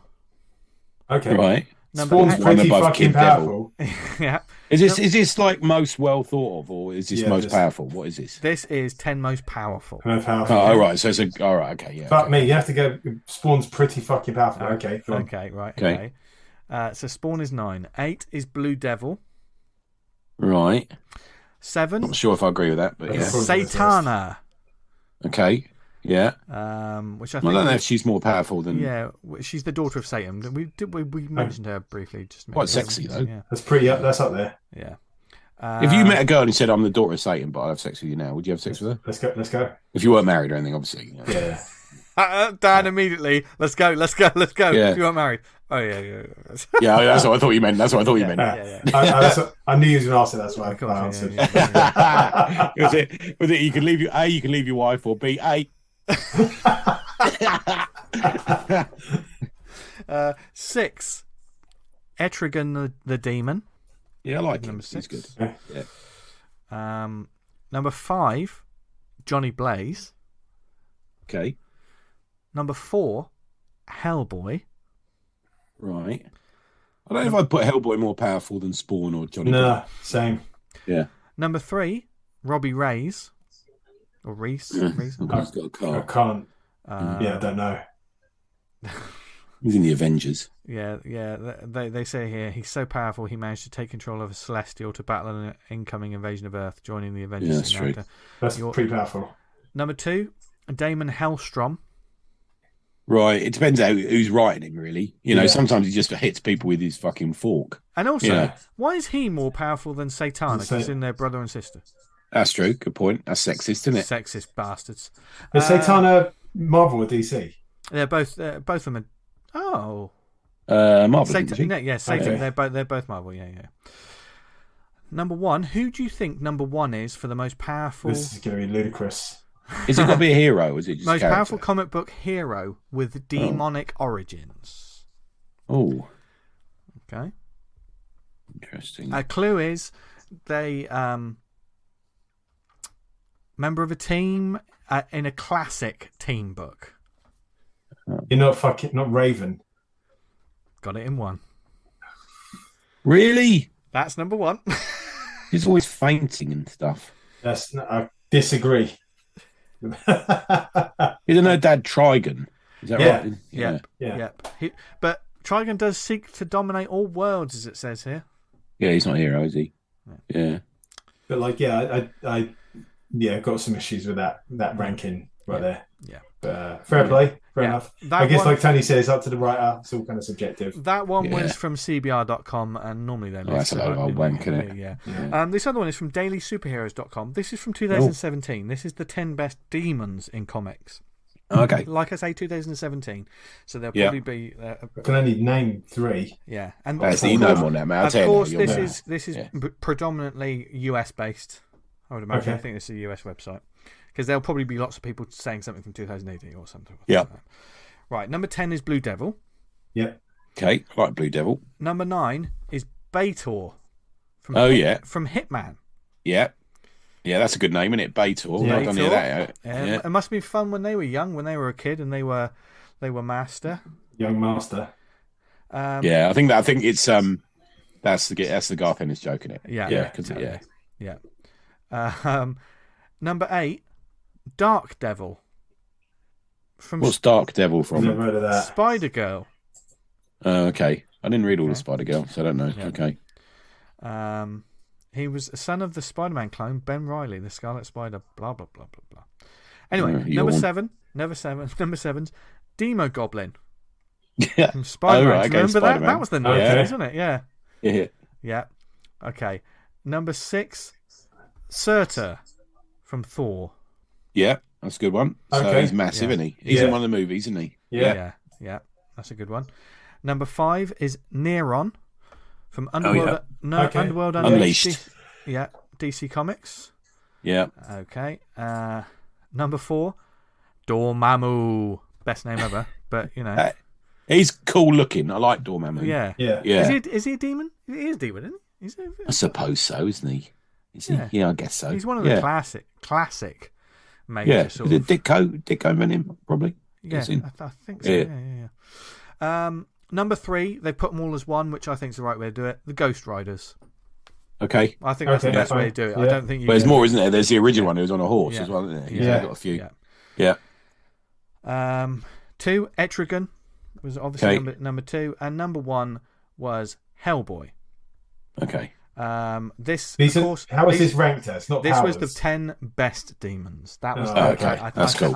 So I think fair enough. that's a fair enough list. Yeah. Hellboy's an interesting character to read, I think, and he remains an interesting character because he's like Ben Grimm to me. He looks bestial, but he's got a real humanity to him. He's as that well. sort of lovable slugger kind of. Yeah, Yeah. I think so. Yeah. Yeah. I need Cool. to read some of those original classics as well. You know, like is it Conqueror Worm? That's one of the. I think Comixology, don't spit. Comixology has got a Hellboy sale on it. Ah, fantastic. Yeah. Okay, I'll take a look at that. Yeah, we'll have to pencil that in because Hellboy. Because certainly, I know. I mean, if we were to do a show, surely we stick just to Hellboy. We could do BPRD, but I think let's Oh, it focus. plays into it. I mean, Yeah. the young Hellboy, is it 1945, 1946, 1947 is with the BPRD, the early days of it. You know, it is part and part of it. You know, and it's a massive universe now. Yeah. So, got to give the devil his due. Yeah. What you There's did some there, great runs there, man. Plague of Frogs, that sort of thing. Yeah. It's fucking brilliant. Yeah. Yeah. But certainly those were lists. I mean, that was a list in 2017. I know. But the Devil has always been popular, and the Devil's Heroes has always been popular. Certainly, I wouldn't be surprised over the next 10 years we'll get a couple more. It's interesting, a lot of those titles are certainly nothing in the past 5-10 years. I want to say it's sort of hasn't been such a popular trope recently. Is that fair to say? Comics has been stagnant for 20 years, isn't it? My theory. Yeah. I said we had the small press one, the Ed Gein one, Demon Hunter. That was the same trope. It was quite well done. I quite enjoyed that. Yeah. What I was told. Again, that's using a well-worn trope and just doing something. I mean, fresh horror's very small press friendly, isn't it? Anyway, Yeah. and you're inevitably going to get a demon story amongst it a lot of the time. I think. Yeah. Yeah. Yeah. Anything else from the Twitter, Dan? Or No, it was relatively quiet from the Twitterati, maybe reflecting what the point that Vince just made. yeah, maybe. Yeah. Wait, talk amongst yourselves. I'm just giving it a quick look again. Okay. I'm on it now. We've got not many responses on that one.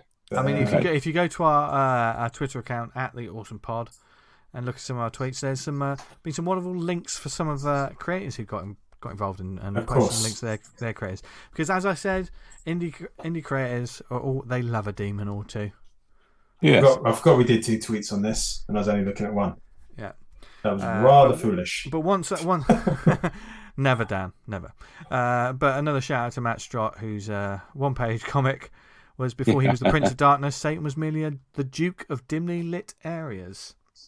Yeah. In a real Far Side cartoon that made me chuckle quite a lot. Yeah. But are there any sort of demonic entities? Are there any devils out there that or upcoming stories, or perhaps is there a truly great story, like one and done story like this that we don't know about? Because I do like this trope. Same, yeah. I do like this trope, but I think I'll always be drawn It back plays to into the Ghost sort of Rider. tortured loner thing, which I like as a story. Yeah. Yeah. But how far is the longevity of it? Do you know what I mean? I mean, I know they really I mean, Ghost Rider can only be Ghost Rider for so long before all of a sudden there's a new Ghost Rider. Do you know what I mean? Johnny Blaze has fucking done all right of it. Yeah, I like to be fair, because I'm a Johnny Blaze boy. If it's not Johnny Blaze, I'm like not as interested. Okay. See, for me, it was I came into it in the Danny Ketch era, and so like Night Stalkers was Johnny Blaze had a shotgun that fired. Yeah. Yeah. So Johnny Blaze was teaming up with Ghost Rider quite a lot, wasn't he? So that was cool. Yeah. Isn't there different versions of Ghost Rider? It's not just one Spirit of Vengeance. There's more than one. Am I right in thinking that? Because you had the Cosmic Ghost Rider knocking about, and I don't think that's the same. Yeah, there's a new one that looks like it's got its heads made. It's like an engine block at the moment. That's coming into the story. Looks pretty cool. What was the sort of bad one? It had like a kind of a black skull. I can't remember now. Yeah, I know the one you mean. There's like a 90s one. Yeah. Yes. Yeah. And you had Ghost Rider 2099 as well. Yeah. Of course, God, yeah. But of course, it is a concept. It's an eternally popular concept. But let me say this to you. Much like we're tired of the Deadpools, the Wolverines, the now Venoms, is Ghost Rider the next one? I don't think so, because it's not everywhere still. I mean, the Avengers is a mess. It's pretty unreadable. I think they're going to restart it. And do you think a Ghost Rider character should be funny? If I remember correctly, wasn't the Cosmic Ghost Rider was quite funny? Wasn't it Frank Castle or something like that? Yeah, that's played for laughs to a certain extent. Okay. But no, it should be their horror book. Yeah. Yeah, that's what I think. Yeah. It's perfectly made for that. It doesn't play into being a funny thing. I read a couple of X-Men books, and every time fucking Deadpool turns up in them, it makes me fucking sick. Yeah. And he goes on about, you can't say this because it's a PG-rated comic. Fuck off. Yeah. It's like Lee Random humor. Lol. Yeah. It's like so easy. Straight on Twitter. Yeah, it's so easy for us to sort of like, couch quarterback or backseat driver, sort of like, this is what I do with it. Because every comic book fan does it. But this is what I do with it. It's almost like Ghost Rider should be treated as an entity that is a real force of nature. That is a real. This is super powerful. So much so that if they turn up in a comic with Doctor Strange is like, don't mess with them. Don't mess with them. I'll talk to them because I'm the only one who can. Even Doctor Strange would be like, everyone just back off because you can't deal with this. Yeah. But as Ghost Rider will probably just he'll pop to the shops and have an ice cream whilst posting a selfie on Twitter.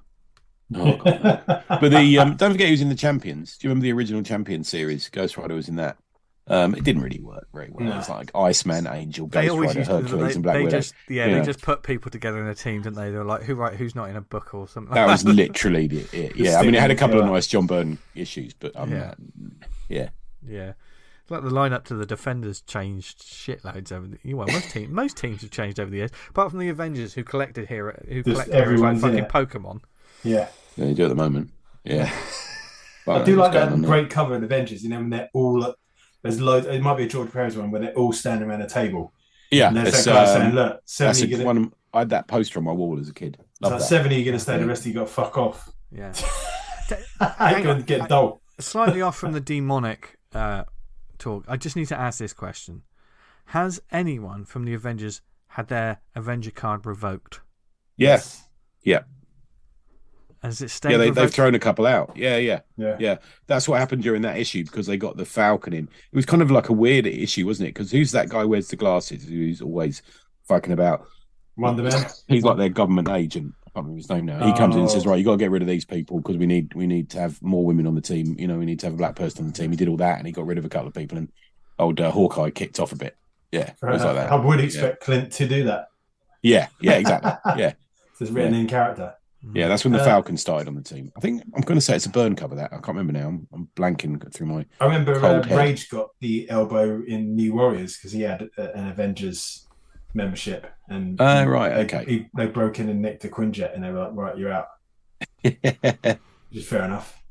Yeah, he broke in and nicked a company car. Yeah, you can't shit where you eat, can you? Do you know what I mean? No. I think the Swordsman got thrown out as well, didn't he? Is that right?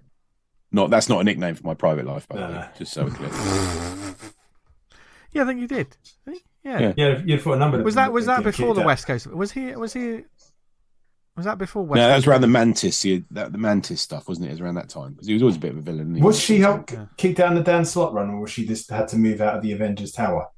Can't remember. Do you remember they sort of revoke, like, well, we're not paying for you anymore. You've got to kind of make it on your own. So I'm not sure. Oh, that's right. She was kicked out, or just like you can't live here anymore. I can't remember. Tigra, she was allowed to live in the Avengers mansion, wasn't she? But she wasn't part of the Avengers at one point. Mind you, if there was a sexy, virtually naked cat lady wandering around the house, I'd probably let her stay there as well. To be fair, do you know what I mean? And what a way to end the conversation. Good. Anyone got any shout-outs? Might be hard to swing that past cat, that one. But I can see Tony Stark absolutely like, it's fine. Yeah, get over it. Right.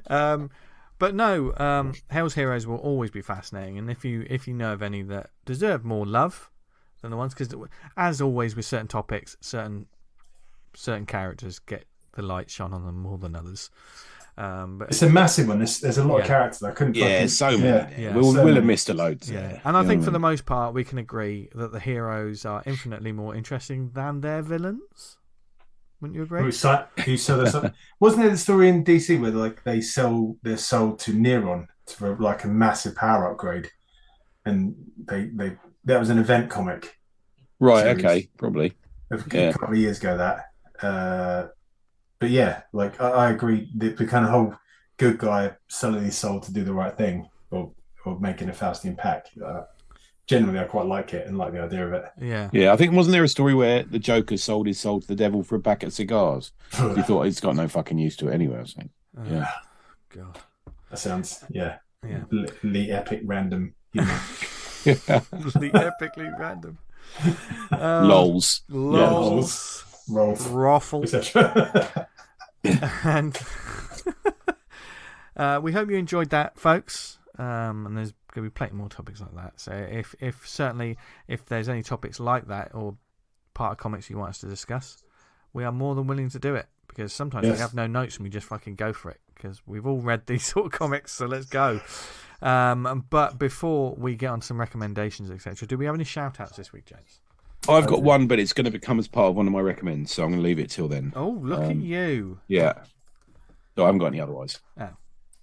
Dan? I have 3, which I'm just loading up now because I wasn't prepared. That is unlike you, Dan. Yes, very unlike me. Bolt 01, a tribute to Dave Evans. It's got another 6 days to go. Smash for his target. That's if you want to back that, and that's ready to go now. We've got Reynard City Chronicles, which launches relatively soon. I've got a launch date, but that's issues 6 to 9 of the finale of the series. You can go check that one out. So Reynard City Chronicles, the final story arc. And we've got my weekly Lawless shout out for Lawless Comic Con on 27th, 28th of May 2023 by the Doubletree by Hilton in Bristol. When Sue was on the show, she said, if you want to submit prizes for their tombola, you can send message them on Twitter, and you can send it in. It might be a good way to get your comic into the hands of people who want to read it. Or have you got doubles of anything or anything like that? Exactly. Yeah. Send it in. All good stuff. So that's Lawless on the 27th, 28th of May, 2023. The Doubletree by Hilton at Bristol. Oh, and that's me on the shout out. You put some real stank on that one, didn't you? Yeah. Anyway, go on. On to the recommends. Oh, I thought you had another shout out there, Dan. You love No. You just... Nah, I'm not going to shout out. I was talking about one just before we came on the show, and I've taken it out to the woods and shot it in the back of the head. What? That recommend it ain't coming back. Oh dear. Anyway, I made my own Faustian pact, and I was like, no, never. You're never going to get it out of me. I made one about Jay McDonald, but it never came true, so I don't believe it's true anymore. Well, still a little bit of time to come and collect. If you believe enough, if you believe. Yeah. Do you believe, Tony? Nah. Oh. Only when she's passed on, then her zombified corpse will come traipsing over the land. Ghost sex. Sex with a ghost. Oh, that's my right. God. Oh, that's no, right. the way Dan said it is It's the zombie. Monstrous. Yeah. Oh, no. Yeah, maybe. How long has she been dead? It depends. If she's like filming Jane McDonald's Cruising, that could be on the other side of the world. That might be a problem. But if she's like just down the road For me to say I2. Get to it quick or something. You get to it quick, you'll be all right. Yeah. So, Jane, if you listen to this is kind of... Yeah, we will have sex with you when you die. Yeah, don't worry. If you're dead, they'll still have it. Fucking hell. Depending. What is happening? Well, it's 9 o'clock. You start this. On you brought this on yourself, Tony. When you signed the contract, you made the deal. I signed a contract that her and me could go out dancing. Yeah. And then Dan turns it into having sex with a ghost. The corpse. Dan turns corpse. Everything. I love that you clarify it, Dan. No, with a corpse. Don't malign me. I don't believe in ghosts. Just not supernatural, just a dead body. Oh God! You're muttering, Tony. Oh no, as the air escapes out the back door. Why is it saying Tony out there? It says it a lot, doesn't it? That's the noise it makes. No, it doesn't. You never farted and it said my name. No, funny. No. Sometimes it says Ralph. But due to the Ralph. That's when you're in the bath. Yeah. Ralph. Right, we're going way off the rails now. Even I've identified. I remember the first time I got orally pleasured by a lady, I blew off, and after that I had to tell her it's because I was enjoying it so much and I was so relaxed, I was so good in her company. So I'd sort of push one out each time for a while. Oh mate. Oh. That is a dangerous game. Yeah. Also bollocks. I made that out. I was like, shit. Yeah. It doesn't matter. Whatever we say on this show, people think we're actually like this. I'm not. Then maybe do it. Should we do the recommends? Yes, the recommends. What would you like to recommend? Probably not listen to another episode of the show. Right, I'm going to have to switch to my second one first. Okay. Do you want to get? Have you got two? T? I have, yeah. You go first, mate. Okay, so my first one is Atu, the collected volumes by Sam Glansman, published and collected in a black and white format by Dover Publications. It's got a foreword by Jeff Lemire, and it's got an introduction by Timothy Truman, and it's got an essay as an afterword by Steve Bissett, which reconstructs the story. What happened was I was very impressed by The Lonely War of Willie Schultz, as I told you last week, or the war book I described. Yeah.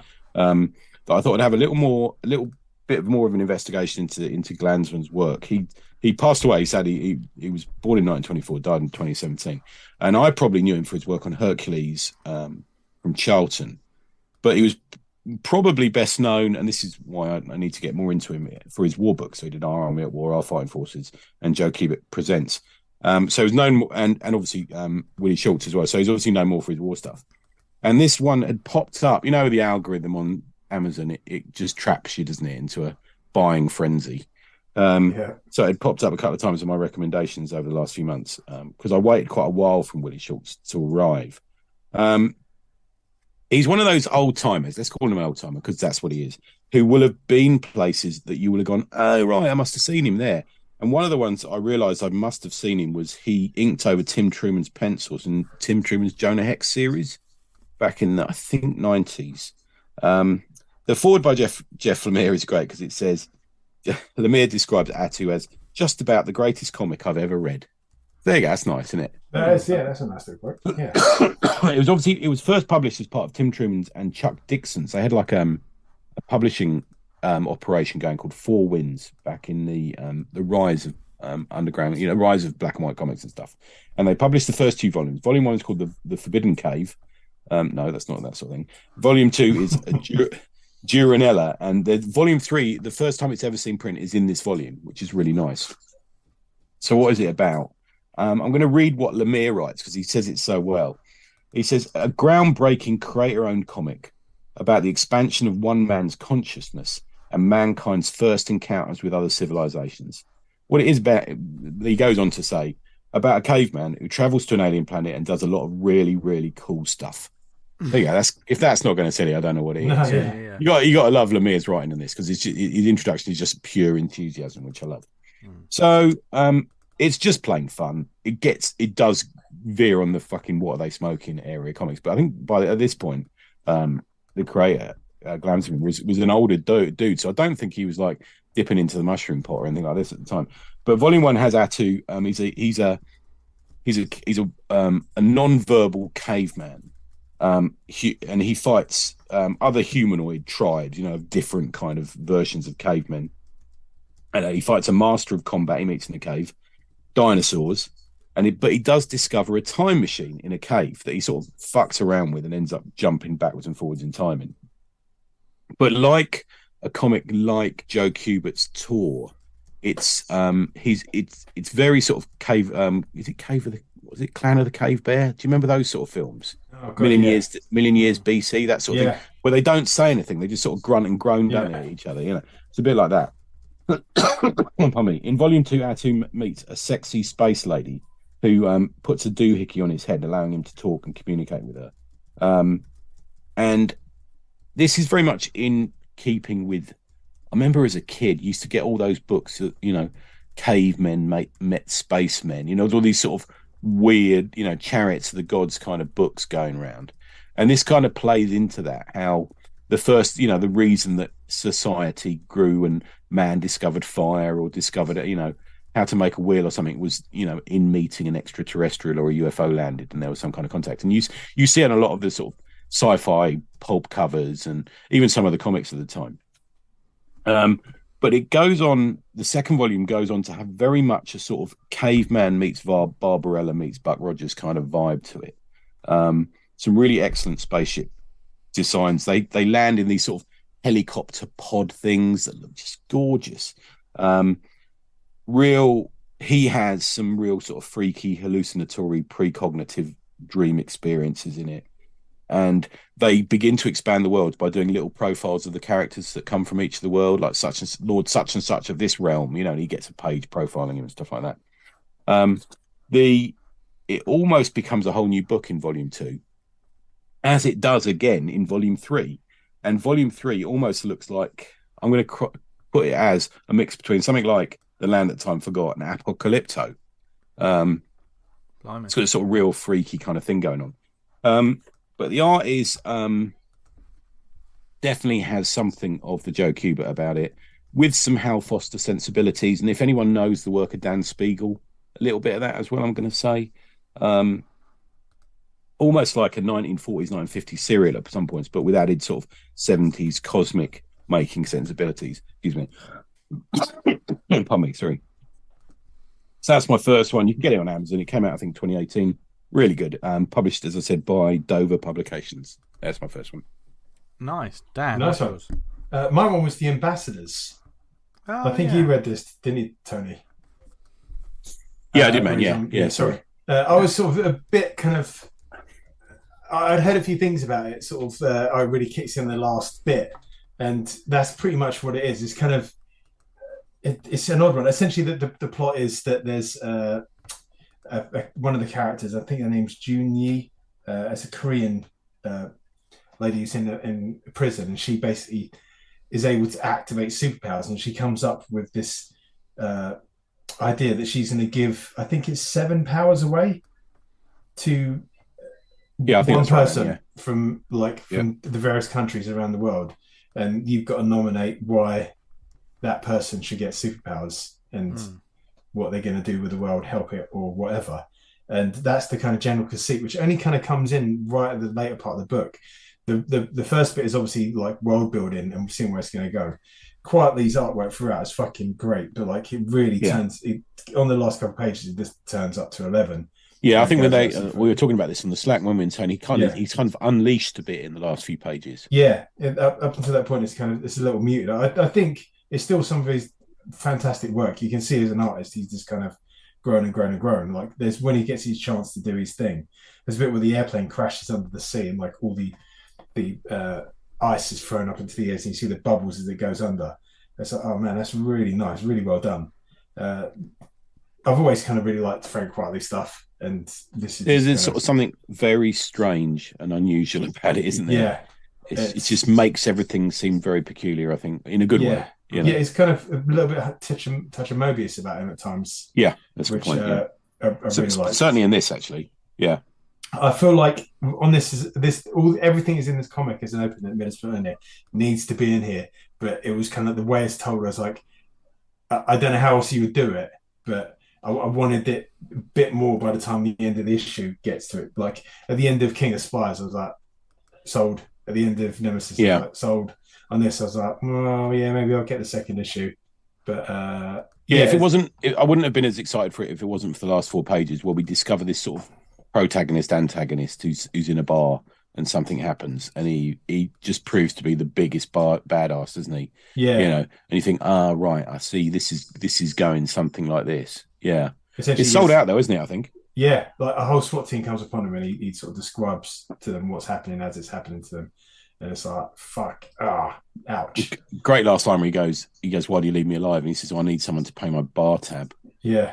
And then sort of steps over the corpses of everyone else. Yeah. But, it's an interesting one. I'm looking forward to reading more, to be honest. Yeah. I did buy Nemesis issue 3 and read through that. That's going great guns. If you liked 1 and 2, that's more of the same. Yeah. I can't wait to see where it goes. Yeah, that's interesting to see where that goes. I mean, that's it's certainly strong. For me, it's a lot stronger than the first time around. No doubt. Yeah. There's a lot more to it this time around. Yeah. I think. First time I read it, I was like, "There's not much here. It's just some geezer being fucking really horrible." And it's strange that Millar's made that jump from what you were saying earlier. This show, Tony, is when you're just reading someone just being evil, and then this one, there's something to it, which is like, it's the same character, same premise, but this is told the right way, and the other one wasn't for me. But still, with Nemesis, I think is the character's evil. Yeah, it does these little moments of like, the character not necessarily murdering everyone, and they're talking very quietly, and you think, oh, you can see the charm, and then it almost pans out, and you just think, oh no, they're the worst.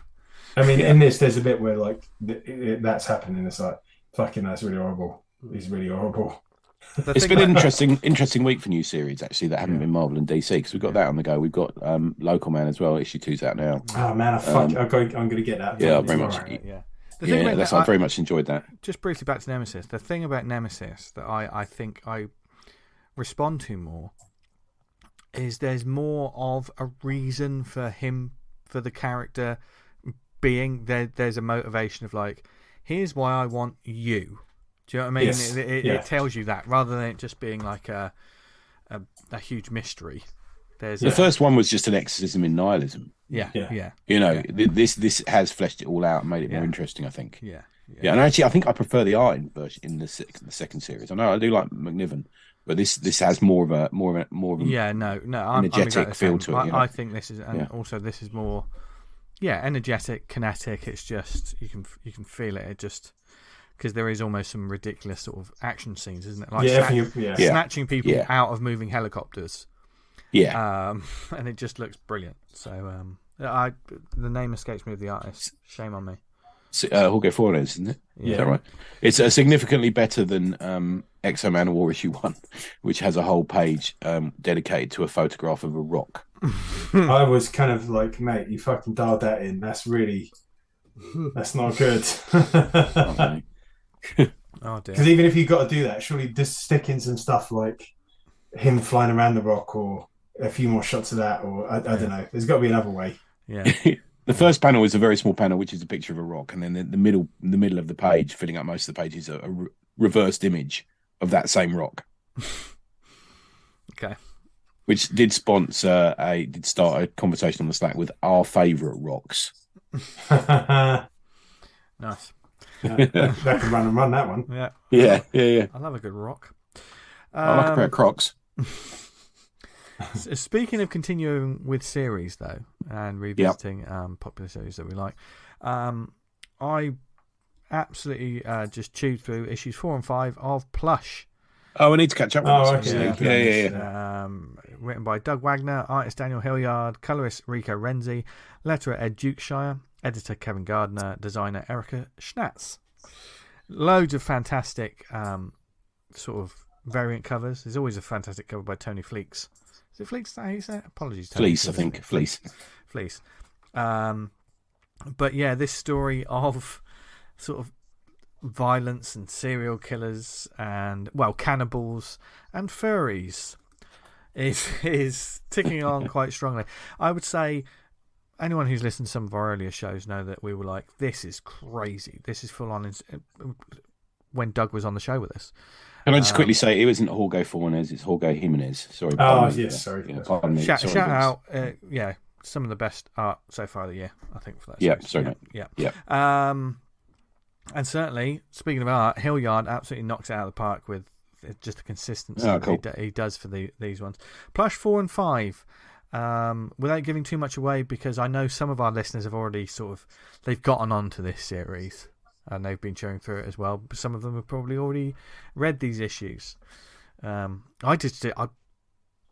bought them. I didn't realise four we were up to 5 already. Because time. What is time? It's just weird. But yes, and certainly the first 3 issues it started strong, it started intense, it started properly just pedal to the metal immediately. Starting with, how far have you got, guys? Is it issue 3? Have you read issue 3? Yes, I have, yeah. Yeah. When it's starting to take its foot off the pedal a little bit, isn't it? Yeah, that's when they're trapped in that house and he's chatting to everyone and wandering around that one. Yeah. There's more of that. 4 and 5 are definitely slower, but building to stuff. Yeah, there are moments of action, but it's definitely. I breezed through them quite quickly. It's still focusing a little more on the characters. 4 is based at this mansion where the characters currently are. Devin, who's the main guy, who happens, he started the night in a furry costume, and now he's with a gang of cannibalistic furries, and maybe in love with one of them, but that's by the by. And I probably would, to be fair. There's a trophy room which is amazing to behold, like giving any spoilers away. There's an apocalyptic weapons workshop and carnival rides in issue 4. Okay, that's nice. And they sort of slow it down a little bit to make it a little, to bring some romance into it. He hinted at that actually when we interviewed him. Do you remember? Yeah. And there's certainly some of these characters who are over the top murderers, let's face it. But they're old romantics in a lot of ways. So, but issue 5 really brings into, these 2 issues also bring to the fore, I say, the human element. And let's just say the sheriff's department and the lawman in this story. What I like about this is it's keeping it very much contained. It's not going through. We had the stuff that was within a town and within the city, but now it seems like it's building up to a crescendo in this one place. And the lawmen, of course, they're all bastards anyway. We saw examples of that in the first couple of issues, haven't we? Like that they're just not very. There's only one guy, a deputy, who's a very sweet-natured and good person. And he might survive. I have my fingers crossed that he's going to survive. Yeah, because he's not dead yet. Spoilers, but who knows what's going to happen. And I think this is a 6-issue series, isn't it? Is it 6? That's the I think so. Yeah, I think they generally are, aren't they? Yeah. The one thing I will say about that is, yes, it does slow down a bit to do a lot more character work, and it's nice getting to see these side of the characters, and you can feel the volume turning up as the story goes on for like a total sort of like fight at the end. But I also worry that it's going to happen. Everything's going to happen too quickly at once. Okay. Because with 1 issue left, I'm like, okay, it feels like there's some ground to cover. There's a lot to do. It could just be one big fight, but I'll at what point are we there yet? Without giving too many spoilers away, I don't want it to rush it too much, and I think that's purely because when it was in vinyl, that scenario in vinyl was in this bunker, and there was about 3 issues of just carnage and these serial killers and these fights, and it took place. They were working their way through the bad guys, and it happened over a number of issues. So there was the tempo of it. I worry that it might happen too quickly. Do you know what I mean? In the final issue, I'll tell you one thing though. I'm going to read that final issue. Oh yeah, as soon as it comes out, and get this collection, because Plush has been a fantastic series. Yeah. I look forward to seeing it how it ends. I hope it ends. I've been so pleased with plastic and vinyl and the way that this creative team have come together on these weird, wonderful, really dark and fucked. Next one's called Rice Pudding, isn't it? Yeah, it's tapioca. Yeah. It's tapioca now. And the sixth one is just called Fudge. But no, seriously, if it's not for the squeamish, it's pretty dark.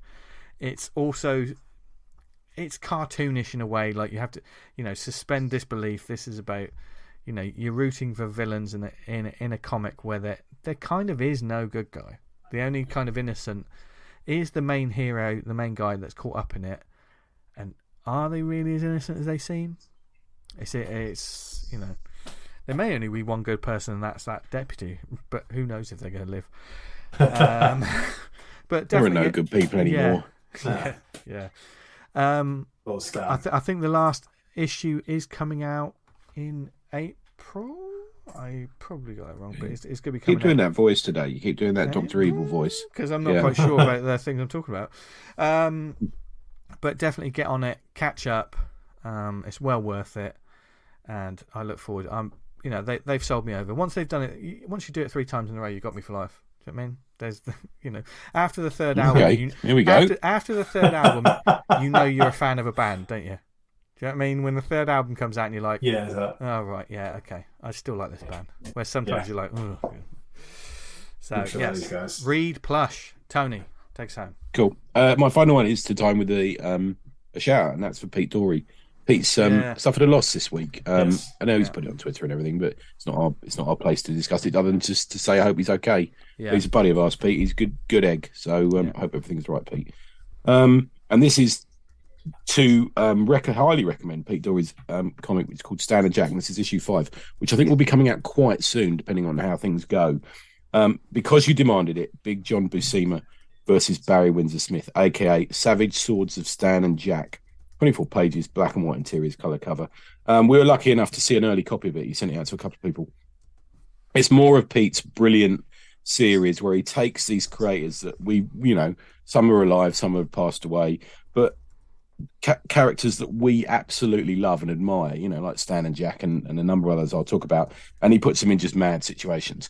But the mad situations play off against stories that we both heard about them, story that's Pete's made up, and stories that involve the characters that they created and the environments they created. And this one is kind of the sword and sorcery version of it. Mm-hmm.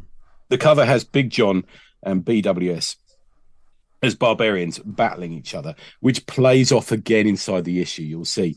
And it plays off on that gag that we all know, that a lot of what appeared on Marvel Comics didn't necessarily appear in it properly inside the comic. There's always like a death-defying jump or a life-threatening battle that was occurring, and inside the comic you think, well, not really, but it makes for a good cover. Sometimes you pick up a cover and then read the comic and just go, oh, is that a completely different book? Yeah, I know. Yeah. It was a great trick of Marvel, wasn't it, for many years, and DC, I'm guessing. But you get a narration box as well, and it sets itself up. The way you used to get in Conan comics is this was the age of this sort of thing. Yeah. It does a little bit like that, but with a tongue-in-cheek feel, and it's the Hyborian age, as Stan calls it, the high boring age in this comic, which is great. Whilst this isn't ongoing, you can just jump in and enjoy it. It's almost like reading a bit like a Mad Magazine comic. Every panel has got a gag in it. It's definitely got that Mad Magazine aesthetic, but where rather than playing on the current movie that was out at the time or something like that, Pete applies himself to the people from the bullpen and beyond that as well. So you get Jack, Stan, Big John Buscema, Jim Steranko, who's always the easiest bloke to take the piss out of, I've got to be honest with you, and a whole lot more. And they found themselves in this sort of time of barbarians. And as they're sort of going, well, where the fuck are we? What's going on? Little jokes are flying backwards and forwards. Frank Thorne pulls up, fully dressed in his wizard's garb, which anyone ever knows anything about the comic creator Frank Thorne. He used to dress up as a wizard and judge ladies dressed as Red Sonja competitions and things like that, in real life. And he suggests that they take the crew to the magic costume shop so that they'll look more in line with the environment they're now in. And he takes them to a shop, and it's like the shop out of Mr. Ben. You know that one? Yeah. And it's got like the As if bloke by who magic, wears- the shopkeeper arrived. and he's in it. That shopkeeper's in it with his little fez. You know, he had that little fez. didn't And he? his little Hitler Yeah. moustache. That's it. Yeah. He did look a bit like Hitler. He did, didn't he? You know, Yeah. Now you I mentioned wonder it. if Fuck. he escaped the bunker and just ran a fancy dress shop. Maybe witness protection? No, that's a bit extreme. Yeah, boys from Brazil. So he was probably in Paddington or somewhere, you know. So Roy Thomas becomes Royak, son of thunder, a bit like Arak. Jack becomes King Carl because obviously he's a king. Stan becomes Stan Mac Morn, and not Stelric as Jack suggests. And all they head off on a quest. I won't spoil the rest of the book, but it did make me smile throughout it. It will cheer you up. It's absolutely packed full of little Easter eggs and in jokes. If you know anything about comics, you know you're really going to love. At one point, Ironjaw turns up. Fucking Ironjaw, Jesus Christ, that's a deep one. But I did a podcast, the Wits End podcast, and the dude had me and Pete on, and Pete talked about Ironjaw, and it's hilarious. Ironjaw is not a fucking normal character. I'll be honest with you. And it really does play well. Pete plays so well in this sandbox. And it gives him so many opportunities to play with stories from the comics and legend and satirized moments and ridiculous moments and stuff like that. And then fucking Wendy Peeney turns up dressed as Red Sonja, which obviously, if anyone knows their comics history, Wendy used to dress up as Red Sonja in the days before there was loads of people, in silly costumes at conventions. It was quite a thing. Well, Wendy Peeney struck quite she looked good in that costume, I'll be honest with you. Yeah, a lot of us thought a lot about that late at night. Bathroom with the lights better. And when he drew, I knew he'd do it. I knew he would do it, but I still cheered when I saw Peter put her in there. Then Sal Buscema appears from a cosmic egg and fights his brother, which I thought was quite good. Pete's artwork steps up with every issue, actually. I don't know how he fits so much detail in this comic. There's a very good it is, and there's an advert in the back to indicate the next issue, which involves giant size stand thing, which that's going to be good, isn't it? Yeah. And I know I think he won't mind me saying so, but I know from the conversation we've had on the Slack, he's thinking about collecting the first issues into a sort of phone book kind of collection thing, which I think will work really well. You can buy the previous issues and hopefully very soon this new issue at Pete Doree, PeteDoree, PeteDoree.bigcartel.com. You can follow Pete on Twitter at Pete Doree. Or if you just want to join the Slack, you can see a lot of Pete's work in progress on there. There's loads of that he puts on there, and it is really good. So that's my second recommendation, and a big shout out to Pete, who's a dude. There you go. Indeed. A dude a million times over. Yeah. There you go. And we hope Cool. you lovely people have enjoyed all of those recommendations, and you check out some of those comics that we've talked about this week, and certainly maybe delve back into those devilish heroes you love so much. I'd love to hear if there's more we missed. I know That'd be loads. Yeah. Hopefully I feel like there's just tons, but it's up to you, lovely listeners, to let us know about that. Several different ways you can do it. You can email us awesomecomicspod@gmail.com. Let us know on social media at the Awesome Pod. We're also on Facebook, and join the Slack group. Get in touch with us to find out how to join a wonderful community of people. Lots of different channels and groups of people ranging from what comics you enjoy reading to art threads to crowdfunding chat and so much more. So there's something for everyone there. It's a wonderful group of people and very highly supportive. Can't say enough good things about that. Thank you for listening to us, whether it's on the website awesomecomics.podbean.com. If you listen to us on Apple Podcasts, then subscribe, leave a review. Helps get the word out about the show and everything we talk about on a weekly basis. And if you listen to us on any other networks such as Spotify, Amazon, Stitcher, Podnose, Podknife, what other networks are you on, Tony? Oh, you just got cut off then. It was almost like you were about to say something so wrong that the devil stopped you. Oh, did he? How far did I get? That was all you heard. Right. No, that's me. There you go. No, it was on the very informative Pod Network. If you're going to use someone's comics in an exhibition, try fucking asking them.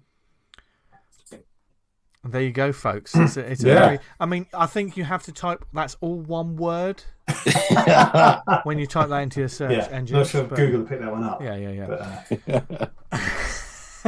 But Google will certainly pick us up and whatever we're going to talk about next week. So yeah.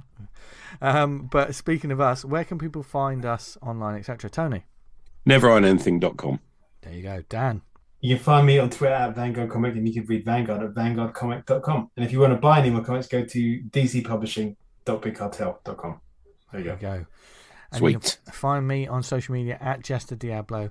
Thank you very much for selling your souls to the dark powers and listening to this week's episode. I'm just keeping the theme going. I fucking love it. Yeah, nice one. Yeah.